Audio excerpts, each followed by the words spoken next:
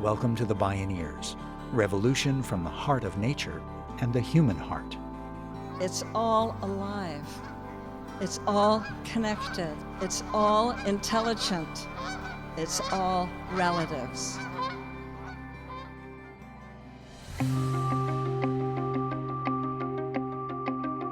Fire is the great shaper of pretty much everything that happens in forests.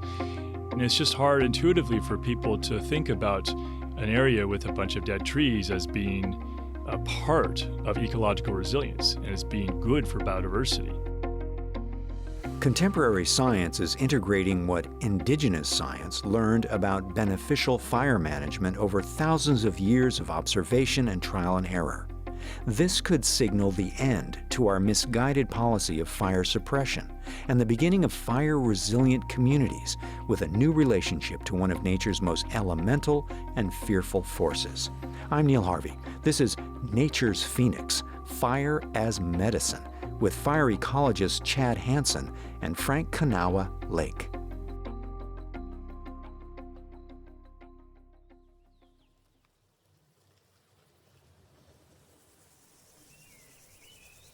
When Europeans first arrived in California, they thought they'd found a luxuriantly fertile and abundant wilderness, a cornucopia of diversity and plenty. They paused to rest in verdant, open lawns amid wide groves of large oak trees. For miles and miles, it looked as if it was planted like a fine English garden. There was little undergrowth except for the thriving herbs, wild oats, and high grasses.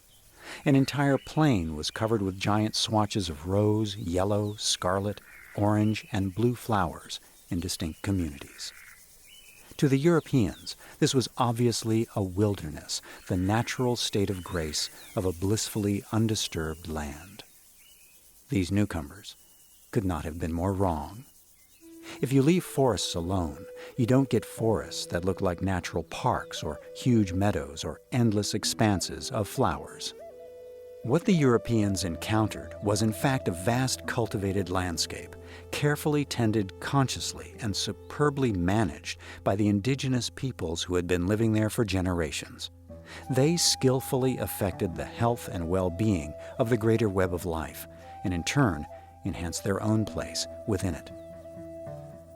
Europeans saw Native Americans as environmentally inconsequential, living off the fat of the land.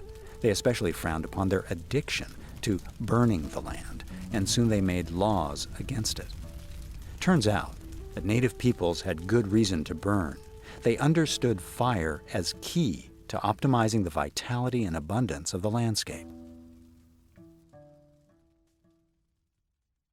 Fire is the great shaper of pretty much everything that happens in forests. And it's just hard intuitively for people to think about an area with a bunch of dead trees as being a part of ecological resilience and as being good for biodiversity. It's an education effort, especially when we've had decades of publicly funded advertising from the U.S. Forest Service, Smokey the Bear telling people that fire destroys forests. People think of fire in the forest the same way they think about fire with regard to their house. Fire burns your house, it's destroyed. Fire burns in the forest, they think it's destroyed too. But what the science is telling us is that couldn't be farther from the truth. Chad Hanson is a PhD fire ecologist and co-founder of the John Muir Project, an organization dedicated to the ecological management of U.S. federal public forest lands. Hanson is an innovative leader in reframing the ecological role of wildfire and educating the public about different approaches. In 2015, the Rough Fire in California's Sierra Nevada mountains made national news. It was the peak of high-intensity fires ripping through California amidst a multi-year drought. When the flames threatened to engulf a 1,000-year-old giant sequoia redwood grove in Kings Canyon National Park, firefighters made desperate and dangerous efforts to protect the grove. As the flames raged, many fire ecologists, including Hanson, told people that although it seemed counterintuitive, the fire was the best thing that could happen to the ancient tree grove, that within a few years it would lead to spectacular regeneration. Various tree species depend on fire in order to effectively reproduce, giant sequoias, for example. They have cones that are called serotinous. What that means is they've got these very, very thick resins that the seeds are encased in. And basically they need fire that's pretty hot in order to melt those resins, and the cones release the seeds. And basically fire that takes all that duff and litter on the forest floor, the twigs and branches and needles, and turns it into this very, very nutrient-rich bed of ash that helps germination. And so after fires, you get this spectacular regeneration of giant sequoias. These giant sequoia groves hadn't burned in more than a century, and we've been essentially loving them to death, thinking that we were protecting them by keeping fire out. Of course, we're seeing 10,000, 50,000 giant sequoia seedlings per acre. Chad Hanson has had a lifelong relationship with forests. His parents had an old log cabin in the eastern Sierra Nevada where he spent his childhood summers. Then his love of forests got transformed as the personal became political. I started getting involved in forest conservation work after I hiked the Pacific Crest Trail from Mexico to Canada with my older brother in 1989, and started seeing all the clear cuts on national forest lands by the time we hit the northern Sierra Nevada, and then even more so in the central and north Cascades in Oregon and Washington. And I was shocked because I didn't realize that there was logging on national forests. I was 22 years old at the time. I thought national forests were like national parks. I thought they were all protected. I was just absolutely stunned by the scale of the deforestation, scale of the habitat loss. And I realized that what I thought were these vast, limitless wild forests were actually being lost at a pace that I couldn't even comprehend. Horrified by the wholesale destruction, Chad Hanson decided to look into the realities behind logging projects. He discovered the timber industry was often justifying its vast clear-cuts in recently burned woodlands as forest restoration. The companies claimed charred forests had no ecological value. They said their logging would have no negative impact. In 2002, Hanson's organization, the John Muir Project, worked with the Center for Biological Diversity to file a lawsuit against such a project in the El Dorado National Forest in the central Sierra Nevada. When his team won a partial injunction, he set out on a site visit to verify that the Forest Service was complying. He also wanted to check on a spotted owl nest in a stand of old-growth trees. There was a logging crew I had to pass in order to get there, so they had to stop what they were doing. I ended up getting a conversation with them, with the foreman of the logging crew. And he said, I can understand why you guys don't want us to cut that stand of green trees down there. Those trees are alive. But this area we're cutting here, all these trees were killed. What harm could possibly come of it? What wildlife species could possibly use this? And I thought that was a fascinating question. It was 2002. I did not have an answer for him. And so I started looking into it. Hanson learned that the concept of a burned-out hellscape couldn't be further from the truth. Areas that burn hot actually allow the ecological system to renew and regenerate itself. Fire, at a variety of intensities, is critical to the survival of many other tree species, as well as to a vast range of plants, animals, and insects that thrive on post-fire habitat, and together compose the symphony of biodiversity that defines a healthy forest. The dead trees attract what are called wood-boring beetles. These are species that are native in these forests, and they've evolved over millennia receptors in their bodies to detect the heat or the smoke from fires from dozens of miles away. So they'll make a beeline for the fire, and they'll arrive even before the smoke is cleared in many cases. And they lay their eggs on the bark of a fire-killed tree, and the larvae develop, and they bore under the bark, and that's where they live. They have the protection and the food they need to develop. The woodpeckers, like the blackback woodpecker, depend upon those beetle larvae. And so they need a lot of dead trees in order to have enough food to survive. Dead trees are a little bit softer than live trees, so the woodpeckers excavate nest cavities in the dead trees. They create new ones every single year. And all of the other cavities that they create are available for secondary cavity nesting species to use. These are species that need cavities to survive but can't create their own. So bluebirds, nuthatches, flying squirrels, many, many, many different species of birds and mammals need these cavities. And so blackback woodpeckers and other woodpecker species would call them keystone species because they create homes for all these other wildlife species. And the flowering shrubs attract flying insects. The flying insects provide food for fly-catching birds and bats. Those shrubs provide food for deer and elk. A lot of them are berry producing. The black bears get fat on those before the winter, so it allows them to hibernate. And it's great habitat for small mammals. Creates great hunting grounds for species like spotted owls. And so what you have is this very rich and colorful system that's created by fire. That habitat, what we call snag forest habitat, technically called complex early seral forest, that's actually comparable to old growth forest in terms of native biodiversity and wildlife abundance. And it all comes down to the habitat structures that are created by intense fire. We now know that fire-adapted ecosystems actually need fire to thrive, like the phoenix rising from the ashes. For people, one of the most complex challenges is the differential between human time and nature's deep time. Giant sequoia groves operate in deep time, with life cycles extending across millennia, a long view indeed. How can we understand and analyze natural systems that function on timescales that so greatly surpass our own living or cultural memory? Humans live on a very short time frame relative to the life of a forest. And so we need to understand these processes on a much longer time scale and understand that some of these essential processes they're critical for biodiversity and for ecological resilience may seem strange or scary to us from a human perspective, and they may not have occurred in our lifetimes, but that doesn't mean they're unnatural.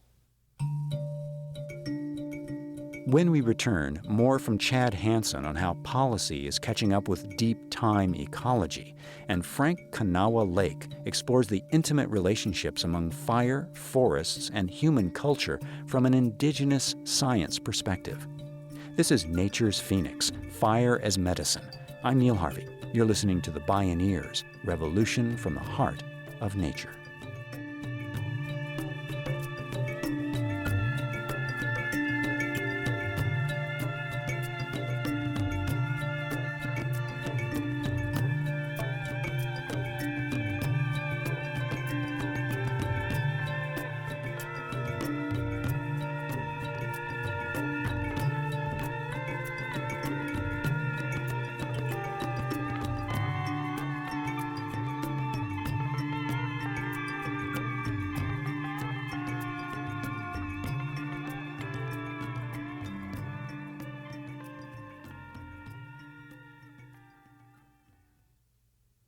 To explore all available Bioneers radio shows, podcasts, and video programming, please visit bioneers.org. Humility is our constant companion as we realize how little we really know and how little control we have over an unpredictable and incomprehensibly complex living nature. Restoration is largely a new science, and we've never before faced the scale of destruction now confronting us.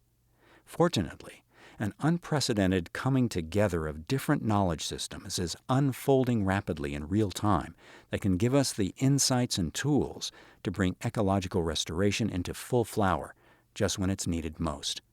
Indigenous peoples around the world have been observing and actively participating in these processes for millennia for both material and spiritual sustenance. For First Peoples, the quest is both technical and cosmological. And so when we talk about traditional fire knowledge, if you're a forest-dependent people as an indigenous community or a fire-adapted culture, that every aspect of your culture relies upon fire in some beneficial way, then you have a depth of knowledge, old-time knowledge, that's part of that traditional ecological knowledge, that spans all the biophysical with all the metaphysical. So you have both the physical elements of it and you have the spirituality or the ceremonial aspects that really combine together. Dr. Frank Kanawha Lake is a research ecologist with the USDA Forest Service, an indigenous scientist of Karuk, Seneca, Cherokee, and Mexican ancestry. He serves as chair of the Traditional Ecological Knowledge section of the Ecological Society of America. He works in the Fire and Fuels program of the Pacific Southwest Research Station in the Klamath-Siskiyou bioregion.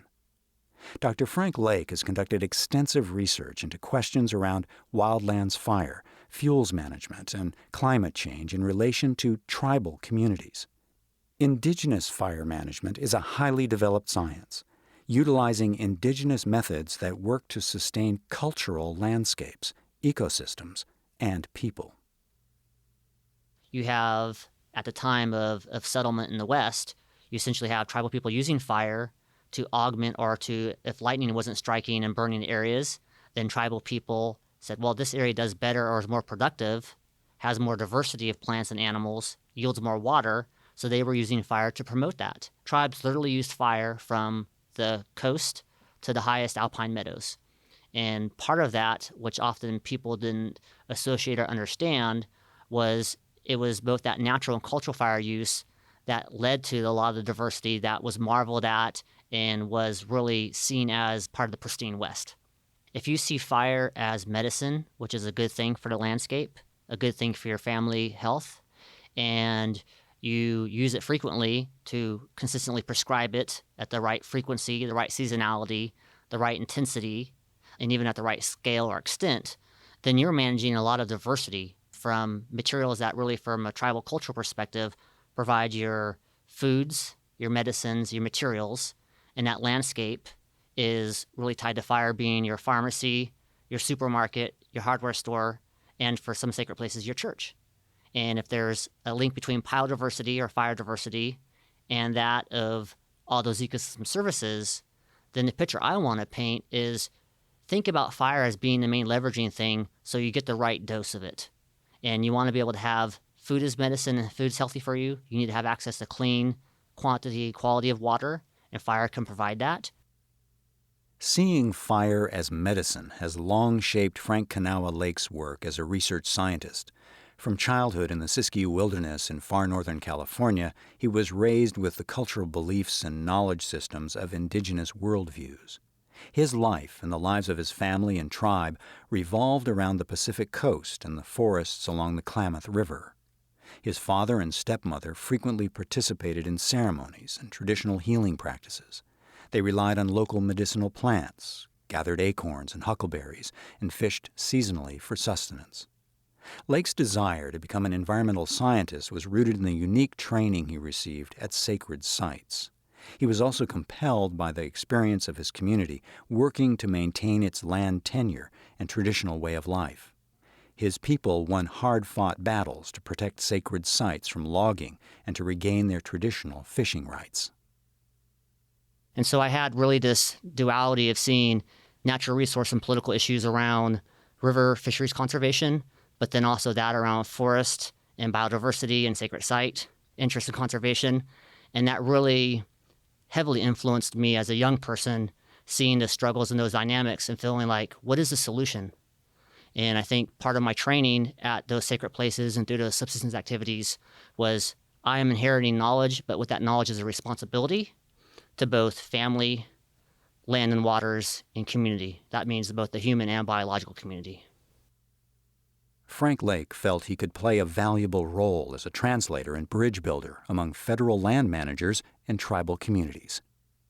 One of the obstacles was, well, first they have to learn about Indian people. They have to see that they're just not something of the past. They have to understand, both as an instructor or as a land manager, that these are living communities who depend upon the river, depend upon the forest, depend upon that biodiversity, and now we call the ecosystem services, to perpetuate their traditions. And that really, what is a tribal trust resource is also in the best interest of society as a public trust resource.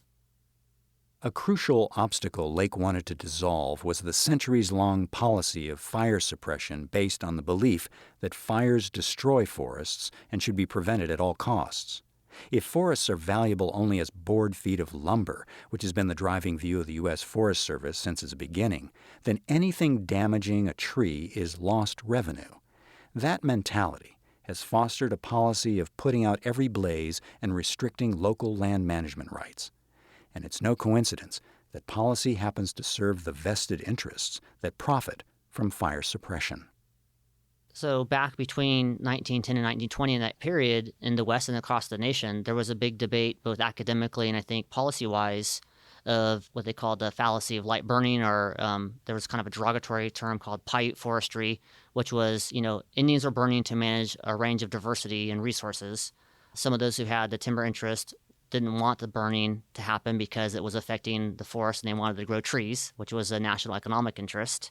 And so on the heels of what became some bad fire seasons and some loss of life, there became a strong emphasis on fire suppression. That was one of the mechanisms that really began to limit the extent and the application of tribal people in using fire. But there was also, even going back to the time of the Spanish and the missions, the first law enacted in California was by a mission was to prevent the natives from burning. Well, here's tribal people living on the landscape. They use fire as a tool. If we want to colonize and settle that same land and utilize the same resources, then we have to figure out a way essentially to take care of the Indian and fire problem. To many people today, it may seem as if we're experiencing more fires than ever. But in fact, because we've been putting out as many fires as possible for the past century or more, forests are actually burning less often at all levels of intensity. According to Chad Hanson, this is true even when we factor climate change into the equation. So he's educating policymakers and the public about the fire deficit, advocating for more wildfire rather than less. It's definitely a marketing challenge in the face of a deeply embedded Western view that fire is an exclusively destructive force to be controlled at all costs. Yet at the same time, fire really is an existential threat for the 99 million people in the U.S. who are at risk because their homes have encroached into what's called the wildlands-urban interface zone. While Chad Hanson strongly advocates for letting large backcountry fires burn, he's clear-eyed about public safety. He says we can learn to let fire have its way while also taking smart, effective measures to protect homes. Right now, we're still rooted in a sort of a 20th century, even a late 19th century model where the fire issue is out there somewhere. It's over the ridge or over the next ridge. And right now, land management is geared on fire suppression. Certainly some of that is spent, next to communities and in communities when fire is close, but the majority is still spent in relatively remote backcountry forests. We need to be focusing our resources on protecting communities and making sure that people's homes don't burn when fires do occur. Because the fact is that this is not just a decision we can make, let's have less fire. Fires are going to happen. We can't stop fire in these forests. They're going to occur. And so I think we need to focus on defensible space work, which is really within 100 feet of individual structures. Make sure those structures are protected so we can allow fire to do its important ecologically beneficial work in the forests. Most homes don't burn in high-intensity fires. They actually burn in low-intensity fires. The great majority of homes that burn in forest fires burn in fires that creep along right up to the house and burn the house down. Back in Northern California, Frank Lake has been working to support collaborations across agencies, NGOs, homeowners, and tribes to collectively transform our understanding of the role of managed fire in the landscape. Working together with agency and tribal support, community members engage in prescribed burning to create defensible space around homes and properties. The goal is to support a shift from immediate suppression towards a path that allows backcountry wildfires to burn. It's also a healing return to ancient ways, using traditional fire in a contemporary context. As an example of what could be achieved through collective community effort, Frank Lake arranged a controlled burn of his own property. It took a lot of hazardous fuels reduction. It took working with the Fire Safe Council. It took getting my neighbors on board to that point, to then where we all came together and said, our objective today is, on this piece of ground, using traditional fire in a contemporary context to achieve multiple resource objectives. And for me, it was having my son, who was 4 years old, with the burn boss, who's technically qualified, and a little boy who feels responsible to his acorn trees, that he's inherited that cultural responsibility for stewardship. And we burned. We also achieved some acorn research on the bugs for my UC Berkeley student. We improved the egress route between my neighbors and my property, and I helped restore the oaks. And so my evaluation of fire effects was that nearly every acorn I got under my trees across 5 to 7 acres had relatively very few filbert weevil moths. And yet, when I listen to the woodpeckers, the jays, the squirrels, the bear, the deer sign, everything's telling me that place was good fire, complete down to the acorns I had to put in front of the wood stove before I boogied down here. Now, if I could demonstrate that on my home, achieving those multiple objectives for community safety, for resource enhancement, for food security, intergenerational learning, then I want that to be something that then is emulated and spread through our community about truly being a fire-dependent, fire-adapted person at your family to your community level. As we face the rising wave of unnatural disasters caused by centuries of land mismanagement and the absence of a land ethic, one of our best hopes is that today we have both traditional wisdom and modern science to help us learn again to lovingly and patiently attune our hands to the heartbeat of the land. Thanks to the decades of research, advocacy, and communication from visionaries such as Frank Lake and Chad Hanson, our societal doors of perception are beginning to swing open.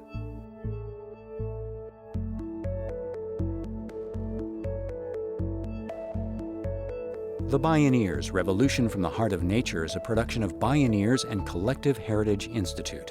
Executive producer Kenny Ausubel. Written by Kenny Ausubel and Teo Grossman. Senior producer and station relations Stephanie Welch. Producer Teo Grossman. Host and consulting producer Neil Harvey. Program engineer Emily Harris. Additional music was made available by Rich Goodhart at richgoodhart.com. For more music information, please visit bioneers.org. The opinions expressed in the Bioneers Revolution from the Heart of Nature are those of the presenters and are not necessarily those of Bioneers and Collective Heritage Institute, the underwriters, or this radio station. My name is Neil Harvey.